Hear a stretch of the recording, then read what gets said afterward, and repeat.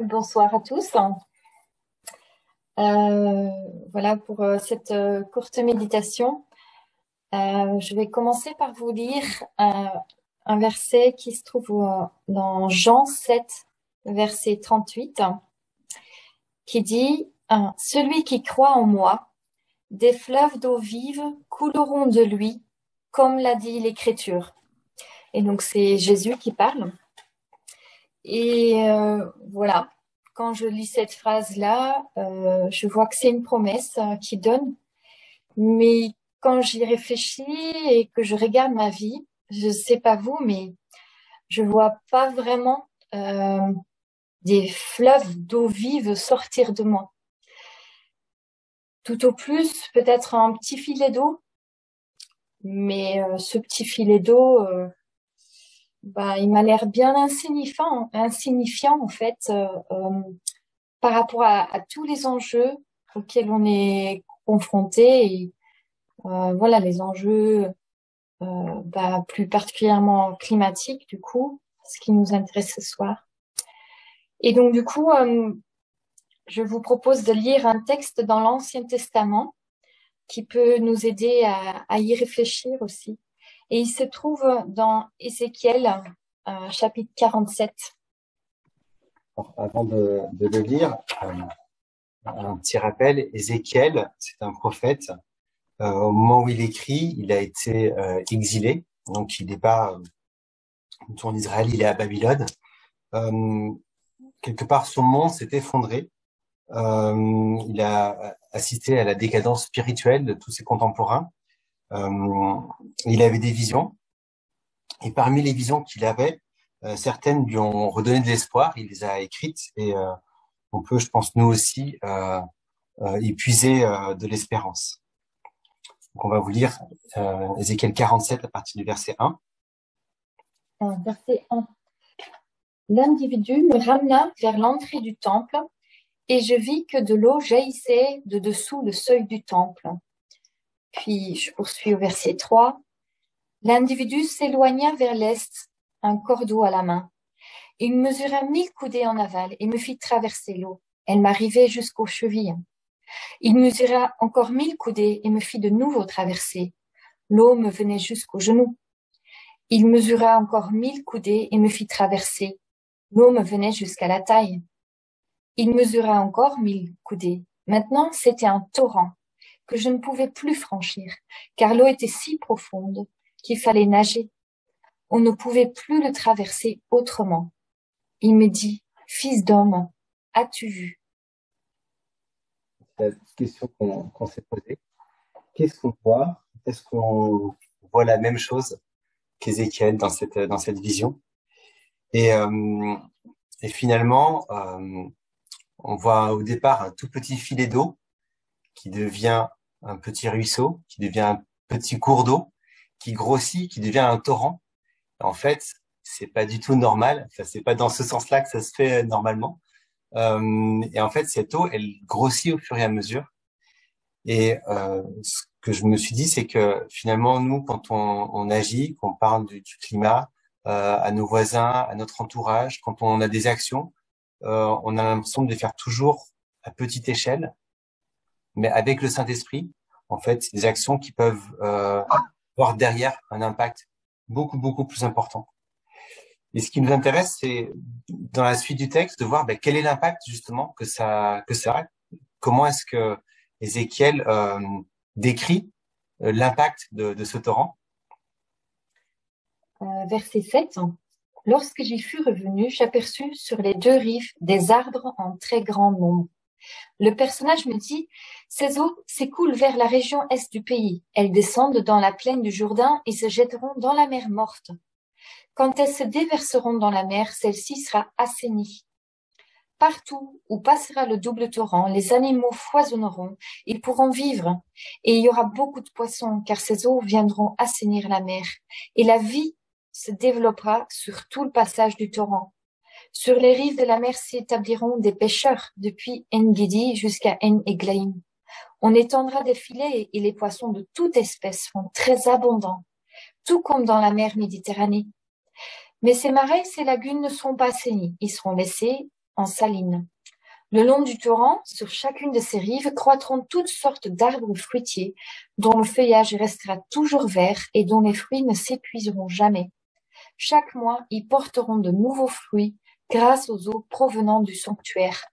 Leurs fruits seront bons à manger et leurs feuilles serviront de remède.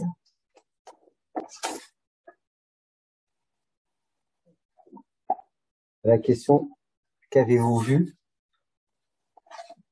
On peut maintenant s'imaginer cette vision avec une biodiversité, une vie qui foisonne, une vie qui est devenue complètement abondante. Ce qui m'a frappé, c'est que dans cette vision, où quelque part ça nous parle aussi du Saint-Esprit, et donc on aurait pu le penser d'une façon très spirituelle. En vrai, ce qu'on voit, c'est quelque chose de très concret, de très matériel, avec quelque chose qui était la mer morte, donc un endroit où il n'y avait pas de vie, parce que l'eau est trop salée. On pourrait la comparer à des eaux qui seraient polluées, et qui, grâce à ce torrent qui arrive, qui se déverse dedans, se transforme complètement, et on a une vie qui est complètement recréée, une terre qui est complètement renouvelée. Et finalement, ce texte, en lien avec d'autres images du Nouveau Testament, on a lu Jean, mais voilà, si vous avez un peu d'imagination, vous voyez toutes les tous les fils qui peuvent se tirer avec d'autres textes, mais ce que j'en retiens, c'est que finalement, un petit filet, une petite action qu'on fait à un endroit, porté par le Saint-Esprit, ça peut devenir un torrent qui donne la vie. Et ça, c'est quelque chose en quoi on peut espérer. Et d'autre part, cette vie, c'est pas quelque chose de théorique, c'est quelque chose de réel, de concret. Et c'est notamment une vie avec de la biodiversité, avec une création renouvelée, et avec des fruits qui sont bons à manger, des fruits qui soignent, des poissons qui nourrissent, etc. Et du coup, ce que je vous propose, c'est de terminer par trois sujets de prière. Alors après, je pense qu'on peut être plusieurs à prier. Ces trois sujets de prière. Donc, déjà, que ces visions, en fait, d'Ézéchiel qui ont encouragé tant de chrétiens, puissent aussi nous encourager ce soir. Qu'on puisse, par la foi aussi, œuvrer à de petits cours d'eau et laisser Dieu transformer tout ça en torrent. Et qu'on puisse aussi penser à remercier Dieu pour la vie matérielle déjà qui est riche et belle aujourd'hui malgré tout les constats, et qu'on puisse aussi le remercier pour la terre renouvelée à venir. Voilà. Well, good evening, everybody. It's good to see you, and I'm sorry that my French is so awful.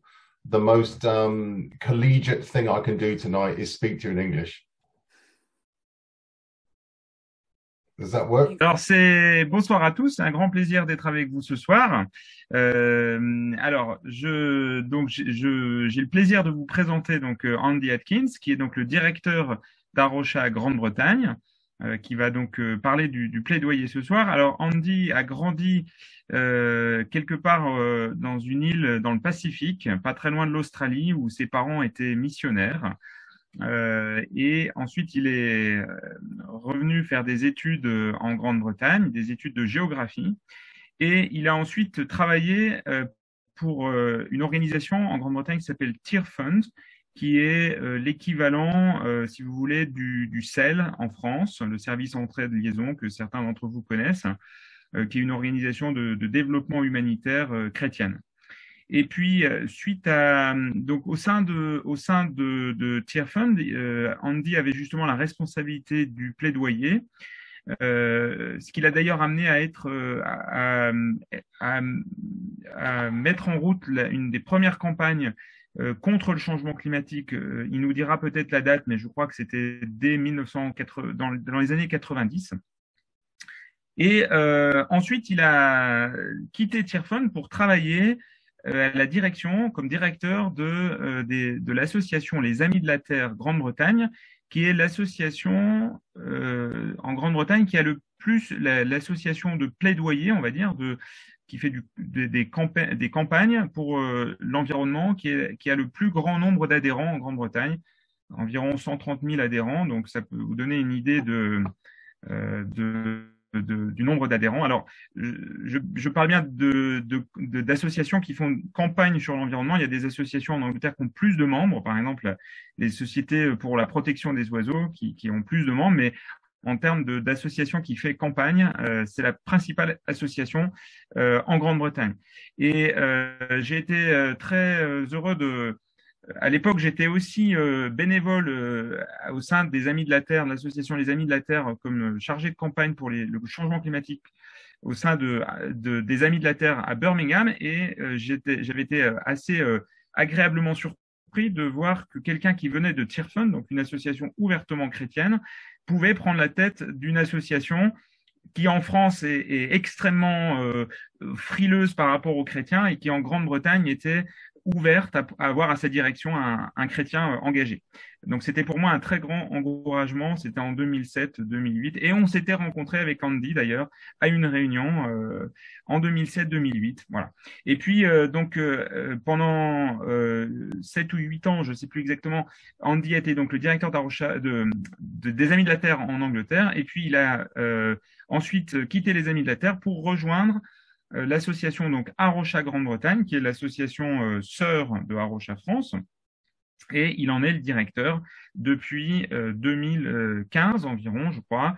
Il était d'ailleurs présent à la conférence de Paris pour le climat, et on était ensemble, Andy et le groupe des ambassadeurs dont je faisais partie la semaine dernière, enfin ça doit faire 10 jours maintenant, à Glasgow, et je crois que pour Andy, c'était sa 7e ou 8e COP, donc il est un vétéran des COP. Voilà. Alors j'espère avoir pas trop dit de bêtises, Andy, mais tu pourras corriger toutes les erreurs que j'ai pu commettre. Mais en tout cas, on est ravis de t'avoir avec nous et merci beaucoup de ta présence ce soir. Thank you, Jean-François. It's good to be with you all, and it feels more like a family event, really. Not just because I've actually known Jean-François now for many years in Britain when he was here, but also now since Jean-François, you've been, leading Arocha France. Ouais, tu as été donc un leader d'Arocha France, mais c'est bien d'être dans la grande famille Arocha. Ce que je vais essayer de faire ce soir, des idées, des concepts, des exemples pratiques. Et après, on aura des questions, une discussion, des questions.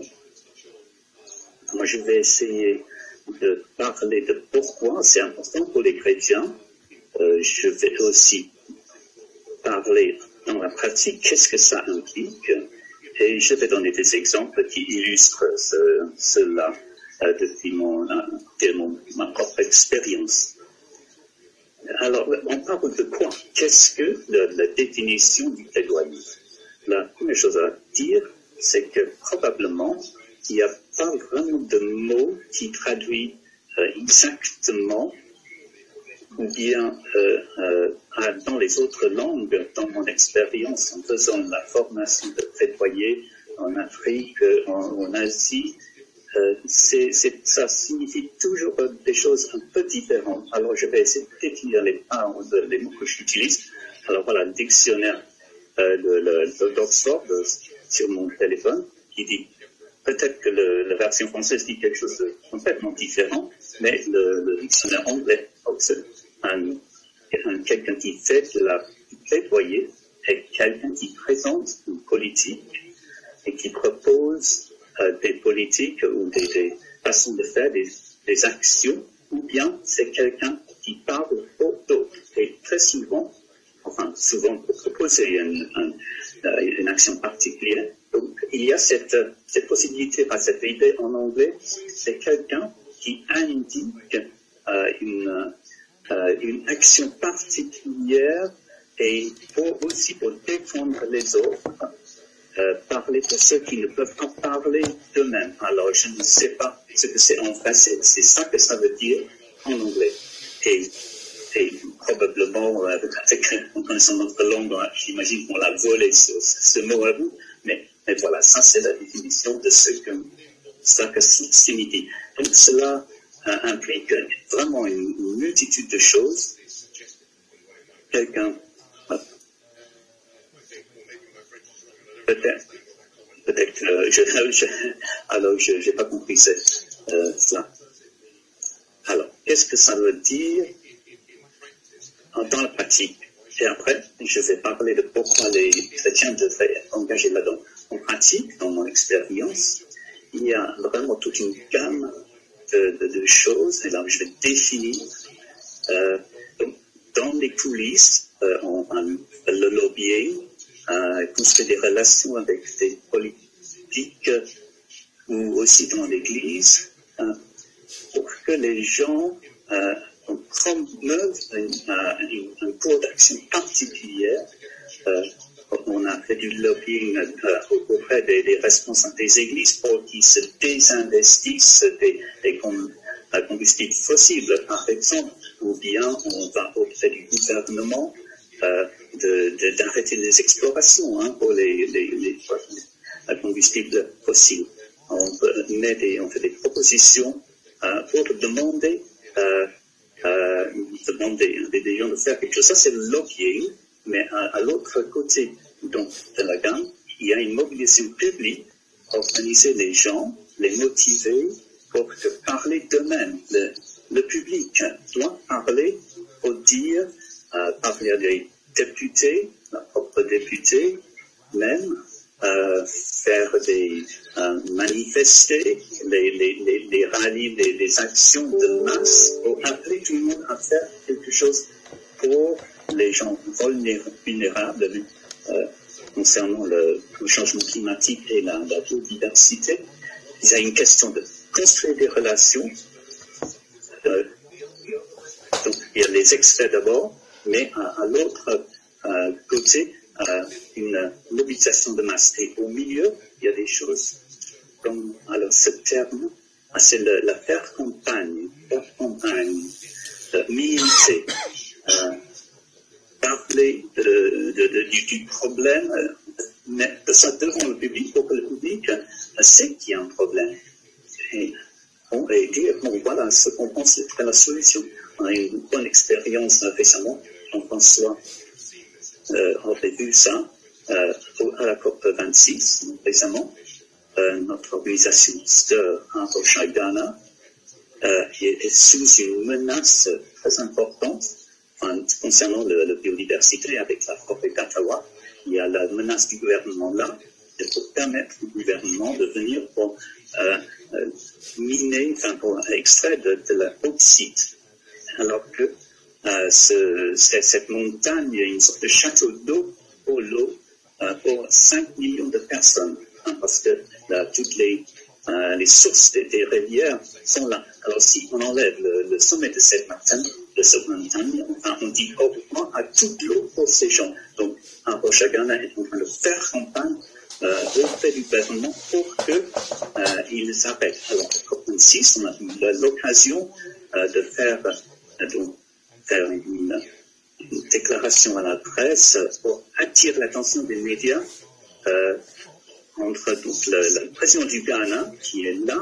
Il est incohérent parce qu'il parlait il va s'engager pour le climat et en même temps il savait ce qu'il prévoyait de faire pour ces forêts. Et alors on a eu le directeur adjoint de Rocha-Ghana qui était sur le BBC et voilà. Et le trésorier du Ghana a reconnu dans le Parlement du Ghana cette semaine qu'il y a un problème que la société civile ne veut pas de cette mine. Bon, évidemment, ça ne veut pas dire qu'ils vont annuler, mais vous voyez, ça c'est la question, comment on peut faire pression à un gouvernement pour changer les choses. Et ça s'est arrivé parce qu'on a fait campagne, on a utilisé les médias. Il y a d'autres aspects, évidemment, qu'on peut faire. Ça peut faire rigoler, hein. Mais en fait, je me suis mis en costume Et puis donc ça, faire des choses comme ça, faire des choses rigolotes pour attirer l'attention, ça fait partie d'une campagne qu'on faisait en terre pour avoir, pour les abeilles, pour arrêter le déclin de la population des abeilles. Donc faire campagne peut aussi être vraiment une somme de choses, faire des manifestations évidemment publiques, mais tout cela, pour moi, ça fait partie du plaidoyer. Ça fait partie de parler à haute voix et surtout pour la nature, mais qui ne peut pas se défendre et promouvoir une position particulière, dire au gouvernement ce que vous voulez faire. C'est ça, je crois, la question pour un sommaire un peu raisonnable, ce que c'est le plaidoyer. Là, je vais revenir dessus, mais il y a beaucoup de compétences qui sont concernées là. Il faut pouvoir construire des relations avec les hommes politiques, et ça c'est très différent des compétences qu'il faut pour mobiliser le public pour une manifestation, ou bien pour écrire un flyer ou aller sur les médias. Mais il y a de la place pour tout le monde dans cela, parce que les compétences qui sont impliquées là-dedans, c'est vraiment toute une gamme. Donc si c'est quelque chose qui vous intéresse, ne dis pas ça c'est quelque chose pour les spécialistes, peut-être vous êtes spécialiste, mais il y a tellement de choses à faire dans le plaidoyer. Vraiment, il y a de la place pour tout le monde. Jean-François s'est impliqué dans Amis de la Terre, il était là, il y en avait 200 ou 300, et il y avait dans chaque petit groupe, il y a des gens vraiment qui étaient vraiment très très geeks, enfin dans l'informatique, la technologie, tout ça. Et il y en avait d'autres. Oh non, ça c'est pas moi. Moi je m'en fiche de ça. Mais moi je veux écrire des textes. Moi je viens de faire un film, ou parler, ou peut-être écrire un monter plutôt. Ou bien juste tout cela est nécessaire. Et dans certaines campagnes. Peut-être alors, maintenant, je peux dire, pourquoi est-ce que les chrétiens devraient l'indiquer? Si vous croyez dans un Dieu de la justice,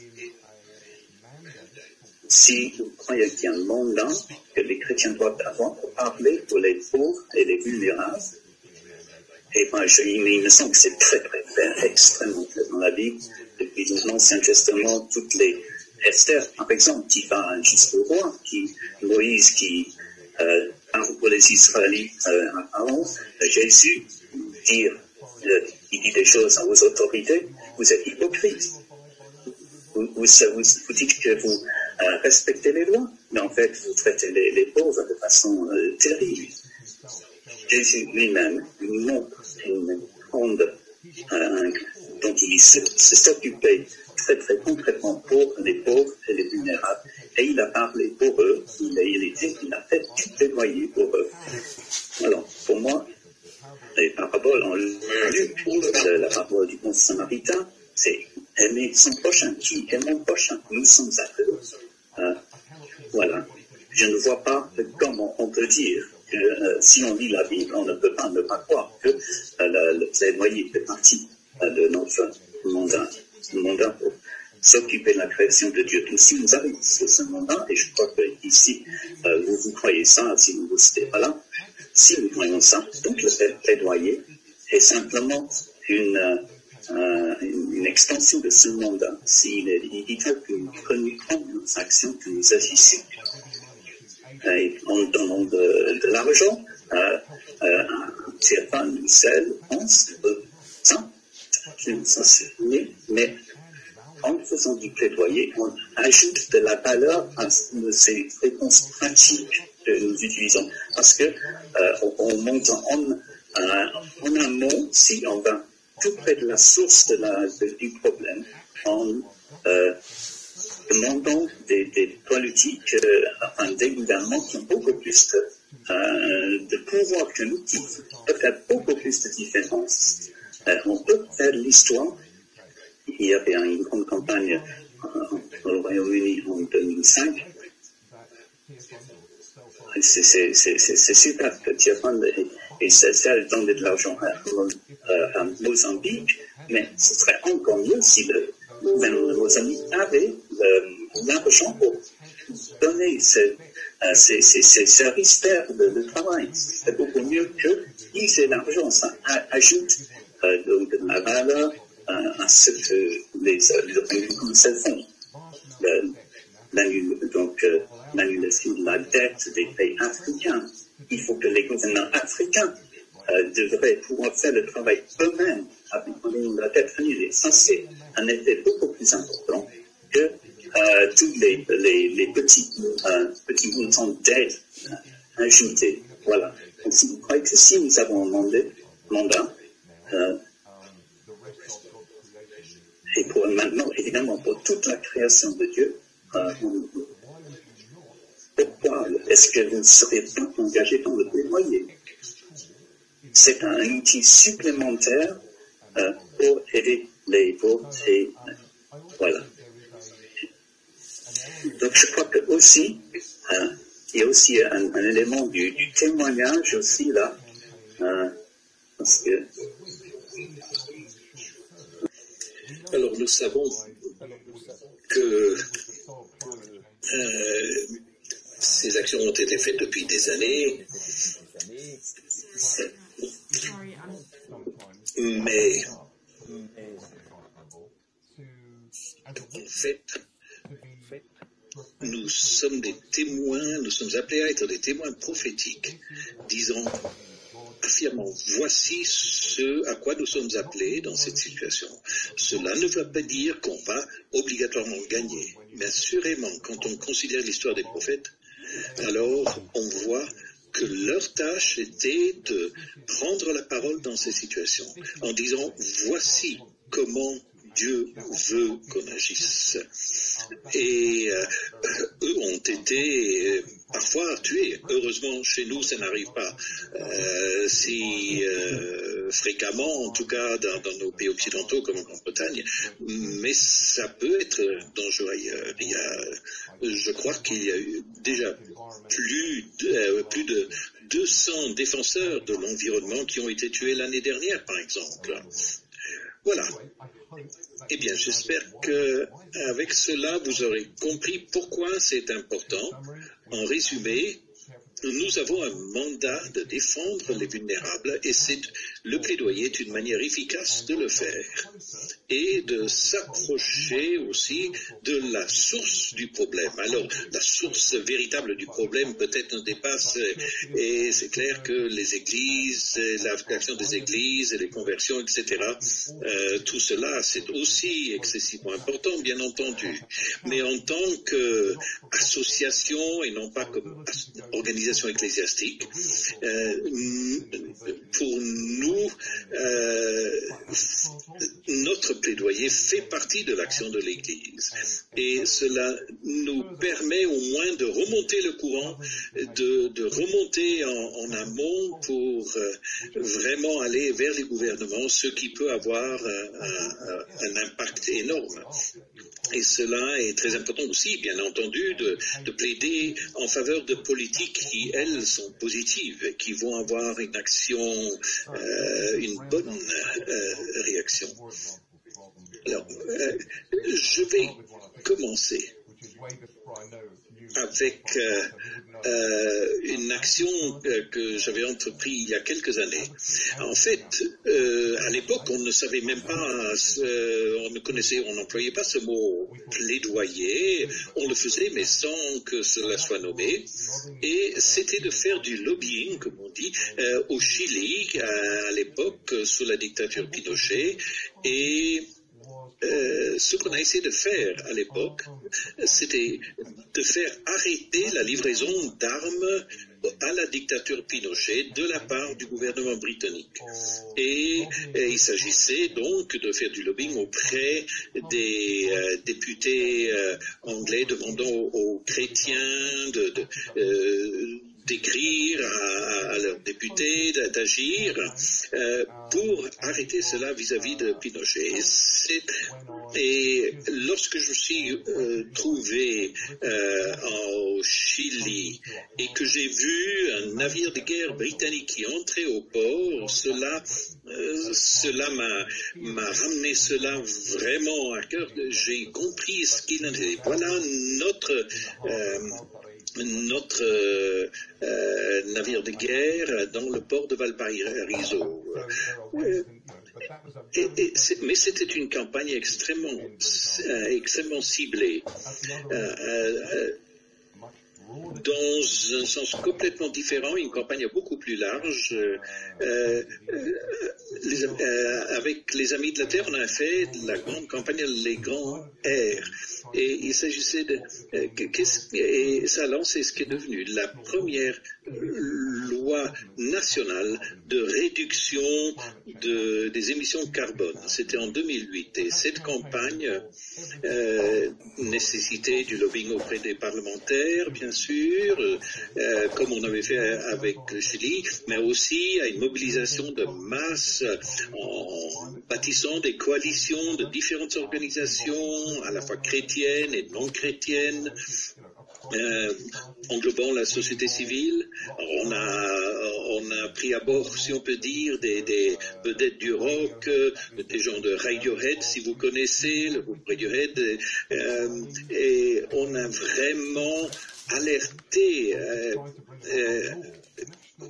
pour une prise de conscience et pour faire en sorte que même la législation britannique puisse faire quelque chose à ce propos. Et puis, entre-temps, un autre exemple, ma troisième campagne chez TFund était juste après l'ouragan Mitch en Amérique centrale, qui était le plus grand ouragan jamais connu. 10 000 morts, déplacement de centaines de milliers de personnes, et je me suis rendu là-bas pour voir ce qu'on pouvait faire. Mais en étant là-bas, j'ai compris qu'il y avait une entreprise qui allait en fait créer un barrage sur le dernier fleuve libre du pays et que cela aurait un impact majeur sur tout l'écosystème et notamment les peuples indigènes qui vivaient au bord de ce fleuve. Et donc nous sommes allés là-bas pour planifier cette campagne avec eux. Et nous l'avons fait en prenant le temps de nous asseoir avec les chrétiens du coin pour voir ensemble comment pouvait-on mieux expliquer que ce barrage allait détraquer, ruiner complètement l'environnement et augmenter également les risques d'inondation à cause du changement climatique et dû à la déforestation, etc.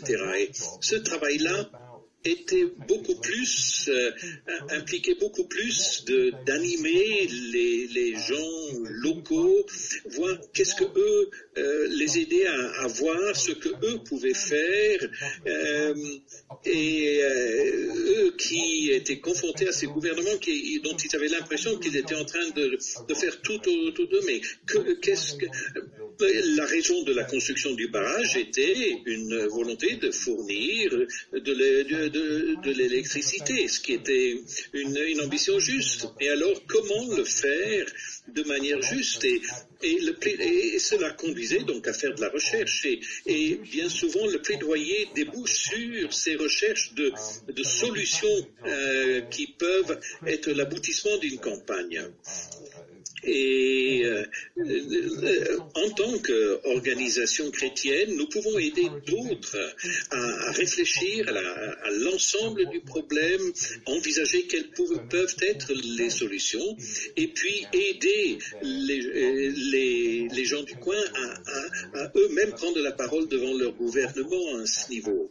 Et il s'agit d'accroître les capacités d'autres. Ça fait partie aussi de notre action. Et vous, chez Arocha France, vous avez des gens qui sont engagés directement dans le plaidoyer, mais il se pourrait très bien que vous soyez en contact avec des habitants locaux de telle ou telle communauté pour les inciter à eux-mêmes prendre à cœur cette action. C'est quelque chose que les Amis de la Terre ont fait beaucoup. Il ne s'agissait pas seulement de faire des campagnes à l'échelle nationale, mais également travailler avec des groupes locaux pour les mobiliser davantage, renforcer leur capacité aussi à se mobiliser avec, pas le gouvernement national, mais avec la municipalité, le canton, etc. Et on a besoin de plus en plus de campagnes de plaidoyer qui se mènent à l'échelle locale. C'est certainement le cas en Grande-Bretagne et j'imagine que c'est probablement la même chose en France. Et on aura besoin de gens au niveau local qui comprennent quels sont les risques pour la diversité locale et puis qui vont engager des campagnes auprès de leurs autorités locales pour plaider en faveur d'une meilleure biodiversité, un meilleur combat contre la pauvreté. Alors, j'ai beaucoup parlé d'un plaidoyer à l'échelle nationale, c'est vrai, des grandes campagnes, des grandes initiatives. En fait, il y a aussi un besoin énorme pour une action de plaidoyer continue, locale, par les églises, par les chrétiens locaux, par les citoyens locaux, pour protéger les personnes vulnérables dans les communautés locales et aussi plaider en faveur d'une adaptation au changement climatique. Avec cela, je crois que je vais m'arrêter. J'espère que j'ai été assez clair. Et vous pouvez poser vos questions en anglais ou en français. De toute façon, il y aura une traduction pour moi en anglais si vous. Many thanks, Andy. Peut-être une question de mon côté, Andy. En quoi est-ce que le fait d'être chrétien a affecté ta manière de faire du plaidoyer? In which way being Christian has impacted the way you do advocacy? What difference does it make for you? Good question. Une bonne question. Je crois que dans de deux façons.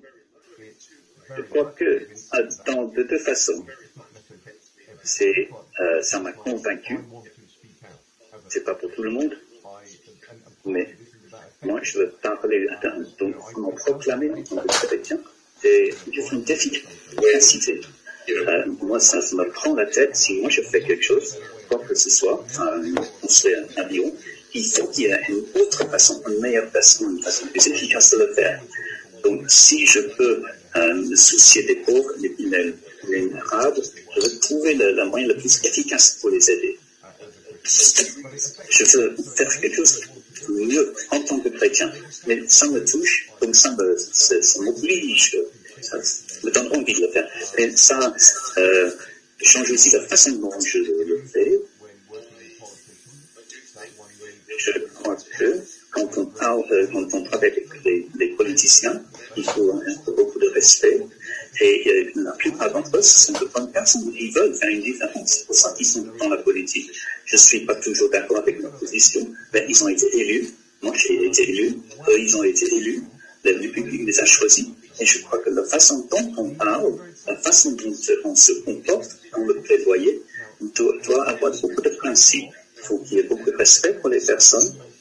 Et on doit commencer en tout cas que peut-être qu'on va se mettre d'accord plutôt que de penser qu'il est évident qu'il y a un combat frontal. Mais la façon dont on se comporte dans une bataille en tant que chrétien doit être dirigée par les principes chrétiens de respect, d'amour, le fait que Dieu les aime autant qu'il nous aime, nous, même si nous ne sommes pas d'accord.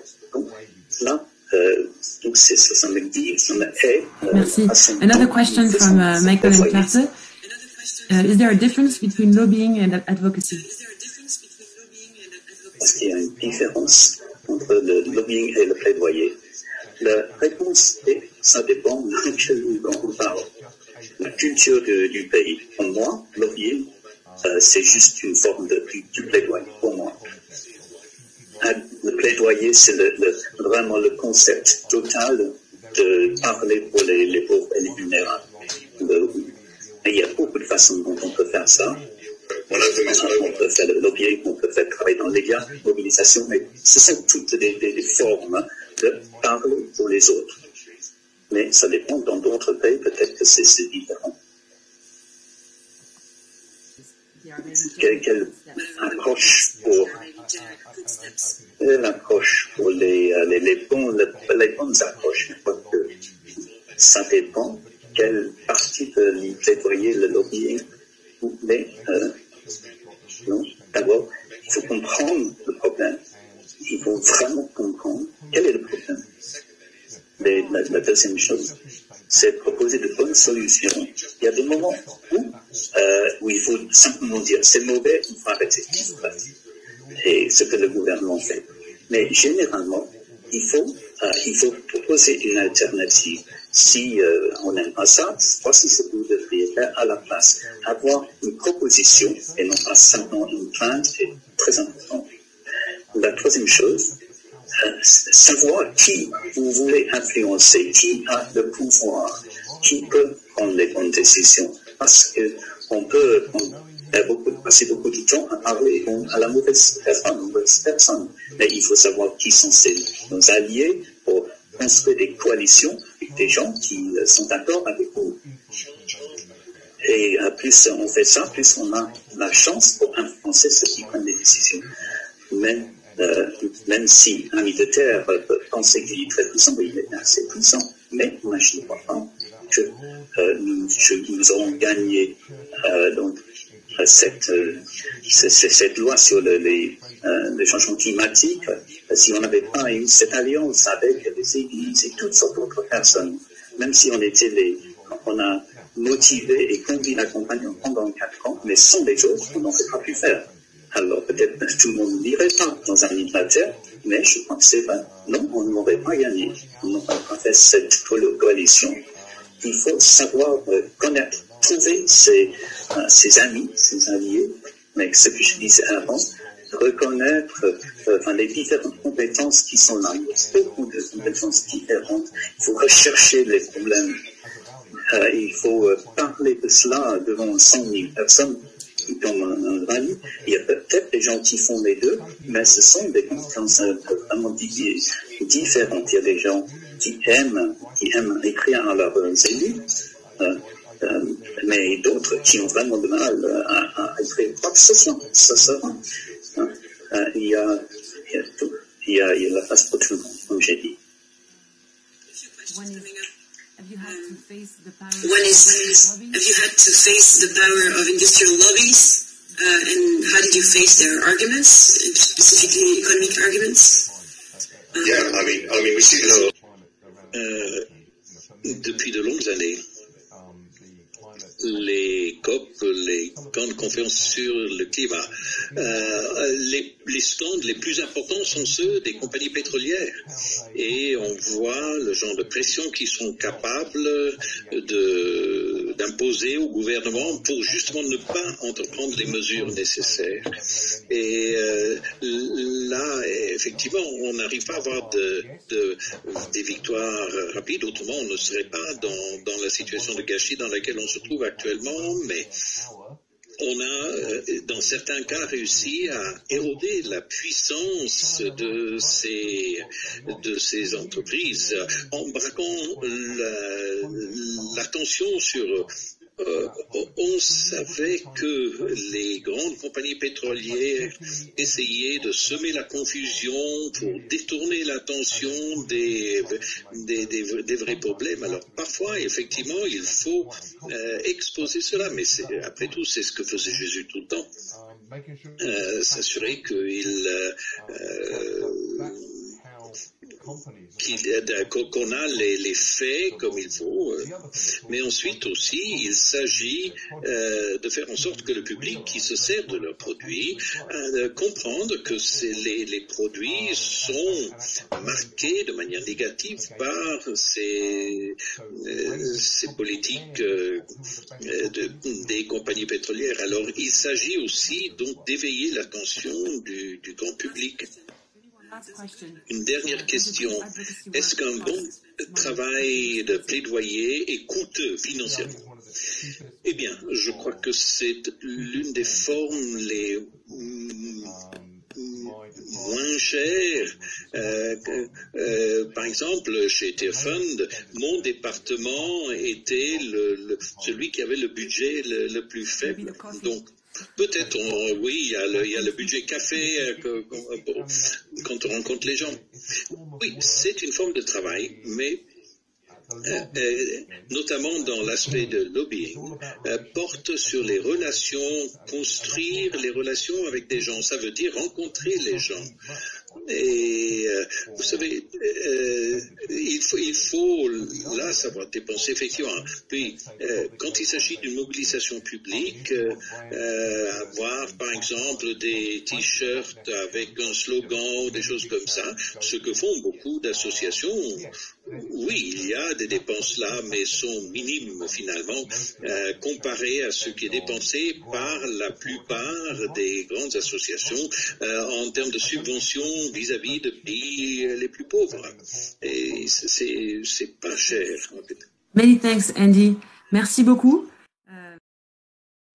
Andy on aurait pu lui poser la question de ce que c'est qu'une COP parce que il a participé à beaucoup plus de COP que moi. Est-ce que les interprètes sont toujours là? Parce que je crois qu'il sera encore mieux à même de répondre à cette question que moi.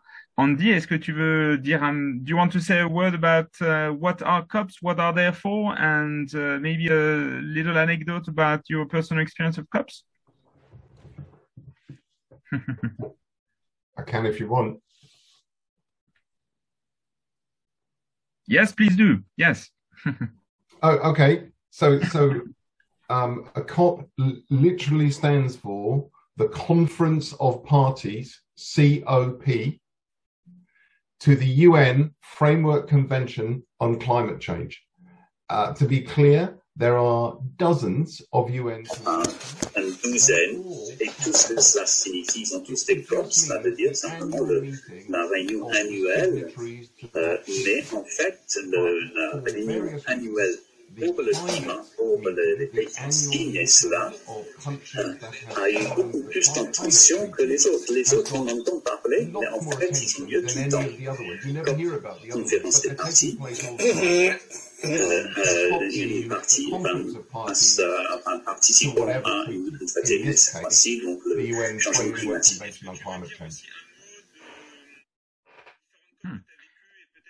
Est-ce que tu veux dire aussi un mot des différentes COP que tu as vécues et peut-être ce qu'il y a de particulier avec cette COP, celle-ci?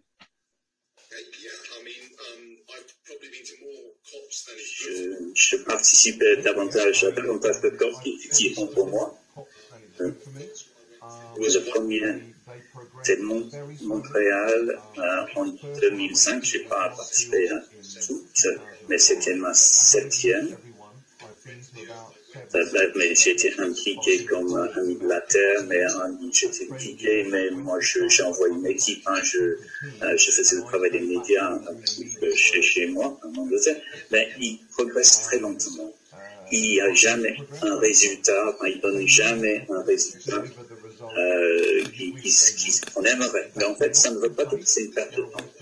Il n'y a pas d'autre façon, les pays sont là pour parler, mais il se bouge par un consensus.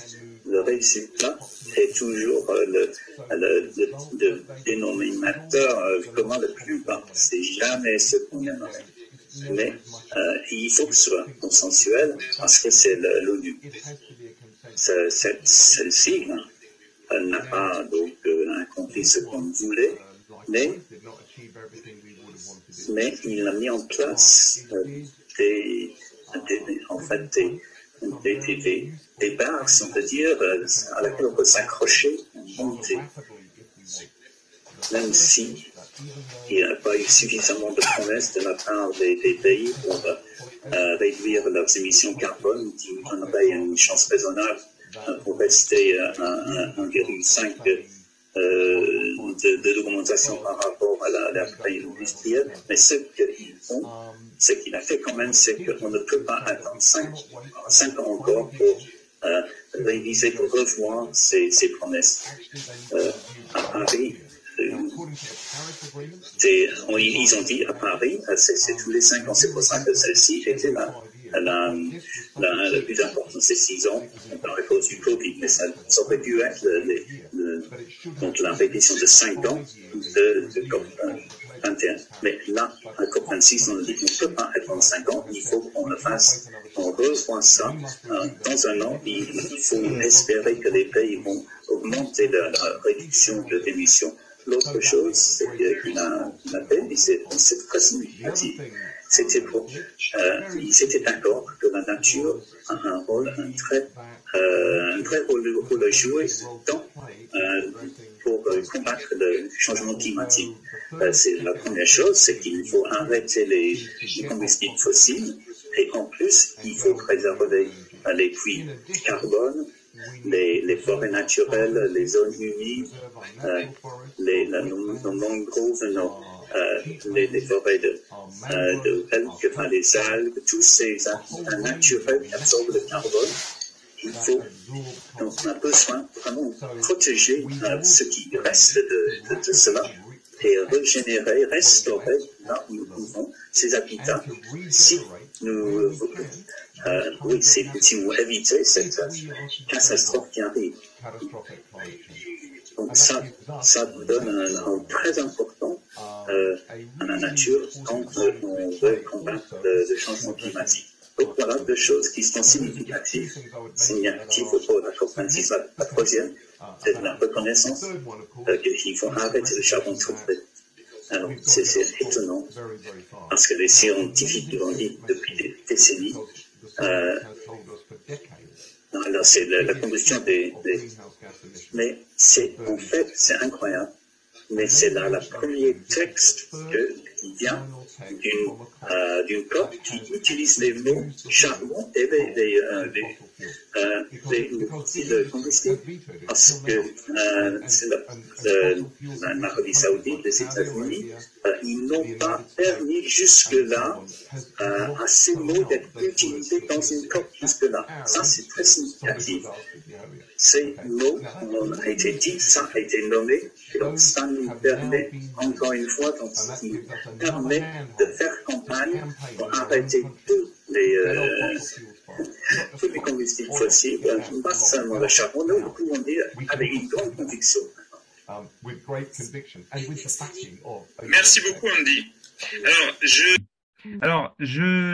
Donc, comme je l'ai mentionné tout à l'heure, nous étions une vingtaine de délégués d'Arusha qui étions venus un peu partout dans le monde, depuis partout dans le monde, jusqu'à Glasgow. Et donc, il y avait 7 ambassadeurs d'Arusha France qui étaient à Glasgow avec nous. Et donc, je propose qu'on cède la parole à l'un ou l'autre de ces ambassadeurs qui étaient présents.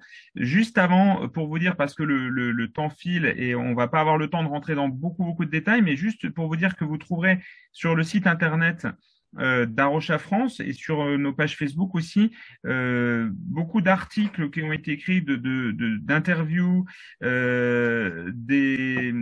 aussi des textes qui ont été des déclarations concernant donc l'urgence climatique et les résultats de la COP qui sont regroupés sur notre site internet. Donc vous verrez, Manon a fait un bel article avec tous les différents articles qui ont été publiés par les ambassadeurs au cours de ce séjour à Glasgow. Donc si vous voulez en savoir plus, vous trouverez aussi sur notre page YouTube une vidéo qu'on a fait en direct de Glasgow avec les différents ambassadeurs où on raconte un petit peu ce qu'on vit. Donc vous aurez plus d'informations sur notre page YouTube, mais vous aurez là maintenant en live, je crois que c'est Cathy et Timothée qui vont intervenir pour présenter un petit peu. Vite fait, juste un peu en général, quoi. C'était mon premier COP, pas comme Andy, plusieurs. Donc, en général, la chose qui m'est venue à l'esprit à dire, c'est l'injustice. Le sentiment, il y avait un sentiment général et dominant d'injustice des pays du Sud par rapport à l'inaction des pays aisés du Nord. Et donc, avec ça, du mécontentement des gouvernements et les décideurs. Par exemple, voilà, dans une réunion, il y avait 7 organisations, grassroots, quoi, présent les organisations du peuple. Genre, il y avait représenté le Porto Rico, l'Inde, le Kenya, le Mexique. Il y avait un Indien d'Amérique, dans la Californie. Et non seulement ils subissent des catastrophes naturelles de plus en plus fréquentes, de plus en plus graves, mais comme disait le monsieur de la Californie, l'Indien d'Amérique, les compagnies de ces combustibles fossiles, genre Shell, Exxon, ils vont compenser leur empreinte carbone en enterrant du carbone sur la terre de ces Indiens d'Amérique. Donc, ces minorités, ces personnes plus vulnérables, ils sont exploités même alors que les pollueurs continuent à polluer. Donc, la bonne nouvelle, c'est que beaucoup d'organisations grassroots qui existent déjà et ils ont pu se rencontrer et commencer du travail, un travail en solidarité. Ils avaient l'air, enfin, ils ont dit, ils étaient encouragés de rencontrer d'autres et se rencontrer les uns les autres. Ça semblait, voilà, de trouver d'autres avec le même but. On peut facilement se plaindre des politiciens, etc. Mais c'est noté à plusieurs reprises qu'on ne pourra pas réussir tout seul, ni peuvent les politiciens arriver tout seuls. Qu'il faut les deux. Il faut notre participation et les participations des politiciens. Donc, notre participation compte. Et puis, à un autre moment, dans une réunion plus petite et intime, j'ai pu rencontrer Marianne, une chrétienne du Kenya. Perte et dommages était le titre de cette séance. Et parmi d'autres choses, elle parlait du projet ECOP, le EACOP, l'oléoduc de l'Afrique de l'Est, du pétrole brut. Et ce projet se passe dans sa région. Il déplace les gens qui se retrouvent ensuite sans travail. Il divise les familles parce que du coup, il y en a des hommes qui partent à la recherche du travail. Ça perturbe énormément la biodiversité. Et après, elle expliquait comme quoi les déversements d'hydrocarbures laissés derrière eux, ils ne sont pas nettoyés, les gens ne sont pas récompensés, la terre et la biodiversité sont laissés à se débrouiller dans cette saleté invivable. Voilà, des trucs comme ça. Donc, de vous parler des trucs factuels, on m'a demandé quels sont quelques faits factuels que j'ai appris. Enfin, un truc factuel que j'ai appris, c'est ces personnes-là sont mes voisins. Ces personnes-là sont mes proches. Mes prochains. On a mentionné le Samaritain. C'est eux. Des fois, je souhaite que plus de monde pourrait rencontrer des visages, des yeux, des personnes derrière ces pays vulnérables, ces pays lointains, etc. Une autre chose, c'était, comme je dis, l'injustice était l'idée envers les gens et les animaux. Et c'est pas un COP sur la biodiversité, mais j'étais contente qu'il y avait au moins, il y avait plusieurs, mais j'ai assisté à un théâtre créatif par 3 personnes qui a raconté et comparé la vie d'un saumon sauvage à la vie d'un saumon en élevage.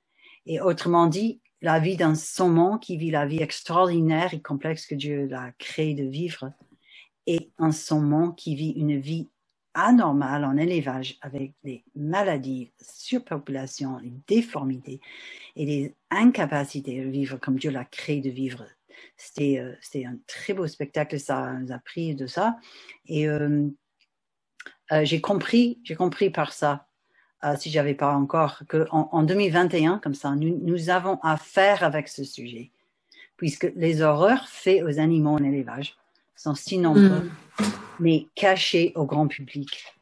Et sinon, d'une certaine manière, considérés presque comme normal, puisqu'ils sont tellement courants. Donc, voilà, le ressenti de toutes ces choses, enfin, ces choses en particulier, je peux résumer par le mot la souffrance, évidemment. Et pas seulement la souffrance de la création, ni la mienne, mais pouvons-nous parler ou considérer la souffrance de Dieu dans cette affaire? Enfin, on sait que le Romains chapitre 8, la création entière gémit. Et Dieu, il aime toute sa création, c'est clair, il ne peut être indifférent à sa souffrance. Donc, pourquoi il ne souffrirait pas? Pourquoi il ne souffrirait pas avec elle? Dieu souffre en cette situation, et c'est à considérer ça par rapport à notre réaction à cette chose. Et donc, la deuxième ressenti à la souffrance est l'idée de l'ignorance de notre société occidentale généralisée, quoi. Enfin, on a parlé du plaidoyer, mais justement, on a envie de plaidoyer par rapport à, enfin, envers notre société occidentale, parce que les gens, je trouve que les gens, ils sont pas tous des mauvaises personnes, ni ils se croient, ni se voient des mauvaises personnes. Je les vois simplement ignorants. Et donc, comment les amener à être sensibilisés à la réalité de la situation? Et puis, à passer à l'action. Comment? Donc, le plaidoyer. Oui, complètement. Voilà, on a parlé. Et comment les amener à faire face à la souffrance de l'autrui et à la souffrance de Dieu. Et voilà, parlons de nous, pas juste d'eux. Donc, parlons de nous, comment nous, on pouvons faire face à ces souffrances, parce que je pense que peut-être ça commence là. Je sais pas. Ouais. Donc, est-ce que nous pouvons partager, épauler cette souffrance avec Dieu et avec nos voisins? Merci, Cathy. Voilà, que Dieu nous aide à obéir à le premier et deuxième commandement, de mieux aimer. Voilà. Merci pour ce témoignage. Et je vois que Timothée nous a rejoint. Peut-être, Timothée, on est un petit peu en retard, mais si tu veux prendre la parole quelques instants, je compte sur toi pour être bref, mais merci d'être avec nous. Ouais, salut à tous. Si je veux vraiment être très bref, je vous dirais que c'était bien et que c'est une bonne chose d'y aller. Donc, ceux qui peuvent y aller, allez-y. Et si tu veux que je sois un peu plus long, si je peux donner moi un point qui m'a marqué. Alors, j'en avais déjà parlé au Zoom où on était présent en Angleterre. C'était après la grosse marche qu'il y avait eu pour le climat qui avait rassemblé une centaine de milliers de personnes. Il y avait tout un groupe qui était un mouvement interfaith, donc multi-religieux. Et j'avais assisté donc du coup le dimanche soir à un rassemblement dans un centre islamique avec un imam qui a parlé. Il y avait un cheikh hindou. Il y avait des catholiques qui avaient parlé. Et moi, j'ai trouvé ça puissant. Alors bon, effectivement, on n'a pas les mêmes religions, on n'a pas forcément les mêmes points de vue sur évidemment les points doctrinaux, mais c'était plus le fait qu'on était ensemble pour la même cause. Et ça, j'avais trouvé vraiment chouette et intéressant en termes de paix dans le monde, entre guillemets, de montrer que si on est tous unis pour une cause commune, ça peut avoir des points positifs. Donc dans la crise actuelle climatique mondiale, il peut quand même y avoir des points positifs, et je pense que c'est un encouragement pour nous les chrétiens d'agir en ce sens-là, et on peut toucher des communautés dans lesquelles on aurait peut-être du mal à s'intégrer autrement. Voilà. Merci beaucoup, Timothée. Alors, je vais peut-être juste conclure rapidement cette petite séquence sur le plaidoyer en disant très rapidement, parce que le temps file, mais que à Roche-à-France, on l'a dit, jusqu'à présent, ne fait pas véritablement de plaidoyer. Au sens n'organise pas de manifestation, ne fait pas peut-être de campagne massive pour écrire à des députés ou des choses comme ça. Mais comme l'a bien expliqué Andy, en fait, le plaidoyer, c'est quelque chose de très, très vaste. Et en fait, on fait déjà du plaidoyer, mais qui est peut-être peut-être moins visibles, notamment par le fait qu'on fait partie de commissions au sein de la Fédération protestante de France, au sein du Conseil national des évangéliques de France, où on fait de fait du plaidoyer pour avancer toutes ces questions de justice climatique, de sauvegarde de la biodiversité, etc. On fait aussi du plaidoyer au travers de participation à des conférences comme la conférence de l'IUCN à Marseille. Il y avait beaucoup d'ambassadeurs qui ont été engagés dans cette conférence. Donc l'IUCN, c'est l'Union internationale pour la conservation de la nature. C'est la plus grande conférence de protection de l'environnement, de protection de la nature qui a lieu tous les 4 ans et qui a eu lieu donc cette année à Marseille. On était mobilisés très fortement pour cet événement à Marseille, puisque c'était en plus chez nous, ça faisait depuis 1948 qu'il n'y avait pas eu de réunion de l'IUCN à Paris, en France. On participe aussi indirectement à des marches pour le climat, par exemple en faisant en appelant, en relayant des appels à manifester. Et on s'est mobilisé aussi donc pour la COP26 avec les 7 ambassadeurs qui ont été avec moi à Glasgow. Je dois dire que c'est quelque chose, et vous l'avez confirmé aussi un petit peu dans votre sondage, que peut-être on pourra vous renvoyer sous une forme de Google Doc, comme ça a été proposé dans le chat. C'est quelque chose que j'aimerais vraiment beaucoup développer. Et je crois que je suis pas tout seul dans l'association. J'étais au centre évangélique hier et avant-hier, enfin ou plutôt lundi, mardi à Paris, où j'ai pu en parler avec différentes autres personnes, dont le directeur du CEL, qui est très intéressé aussi, le Service Entraide Liaison, hein, qui est donc une association chrétienne qui travaille dans le domaine de l'humanitaire et qui est aussi préoccupé par l'impact du changement climatique sur les populations les plus pauvres dans les pays où il travaille. Donc, comme disent les Anglais, watch this space. Attendez-vous à ce qu'on communique depuis sur ces questions prochainement. On envisage probablement un autre zoom sur le plaidoyer, peut-être un peu avant les élections présidentielles et législatives qui auront lieu au mois d'avril, parce que j'aimerais beaucoup qu'on puisse éventuellement mettre en place une première action de plaidoyer, je dirais, entre guillemets, officielle et appuyée à cette occasion. Alors, donc, quelques annonces du réseau comme d'habitude. Donc, j'ai déjà donc évoqué la COP26 et vous retrouverez encore une fois plein de matériel sur notre site internet relatif à la COP26 et tout ce qui s'est passé. L'autre grande nouvelle pour nous, donc c'est le début de ce projet début du mois de novembre, le début du projet Coquelicot dont on a déjà parlé dans ces Zooms.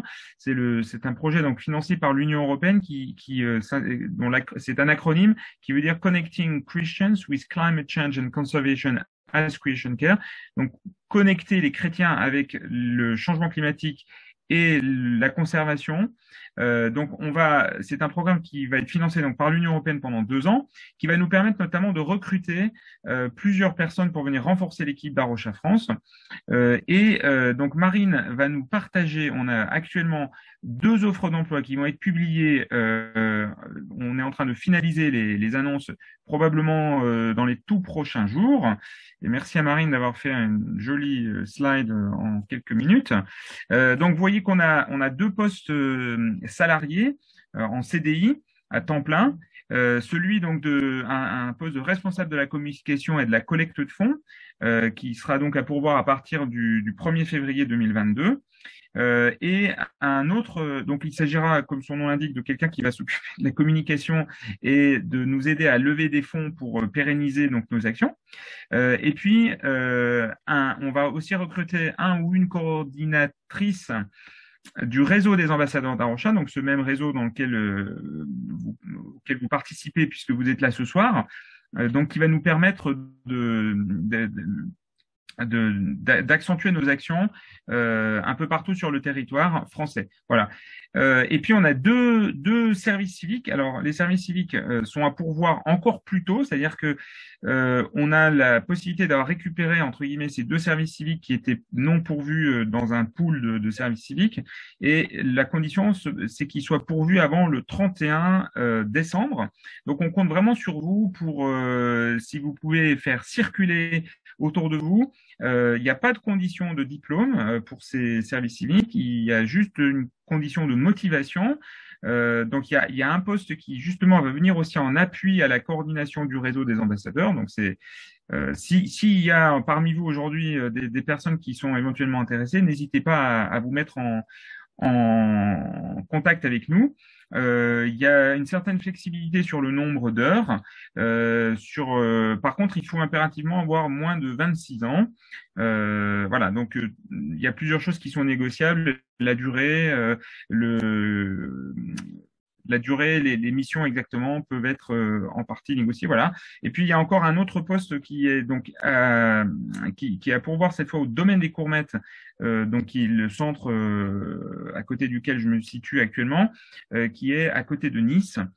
Et qui propose donc un service civique pareil de 12 mois qui vise à accueillir le public sur place et à faire de la sensibilisation et aussi à travailler dans un jardin en permaculture. Voilà. Alors les deux postes de service civique, vous trouverez toutes les infos sur notre site internet. Et les deux postes en CDI, eux, seront mis sur notre site internet demain ou après-demain. Et on va les relayer le plus largement possible. Donc, merci pour votre aide. Voilà. Sinon, les prochaines dates, très rapidement, en moins d'une minute, puisqu'il nous reste une minute.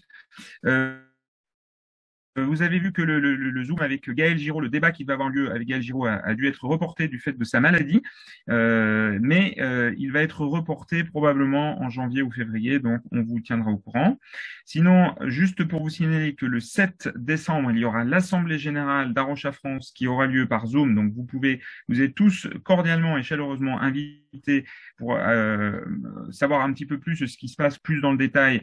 Ça durera, je crois, 1h30, si le secrétaire ici présent ne me dédie pas.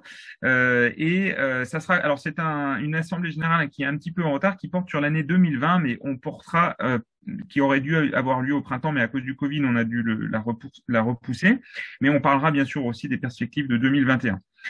Et puis, dernière date, jeudi 16 décembre, nous aurons donc dans le prochain Zoom ambassadeur, donc nous aurons un autre invité qui s'appelle Eric Toumieux, qui interviendra depuis le Sénégal, où il dirige un projet forestier, d'agroforesterie, de permaculture, qui s'appelle Betcheba.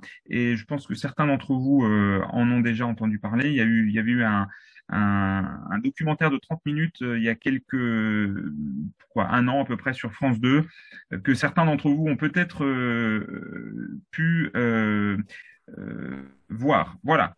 Alors, j'en profite juste pour répondre à la question de Jean Anaël concernant le temps partiel pour le poste de levée de fonds et de communication. La réponse est non. On tient vraiment à avoir a priori quelqu'un à temps complet parce que c'est vraiment quelque chose de très exigeant. Il y a beaucoup d'attentes vis-à-vis. Enfin, on a un certain nombre d'objectifs à atteindre avec le projet de l'Union européenne. Donc malheureusement, il faudra quelqu'un à temps plein.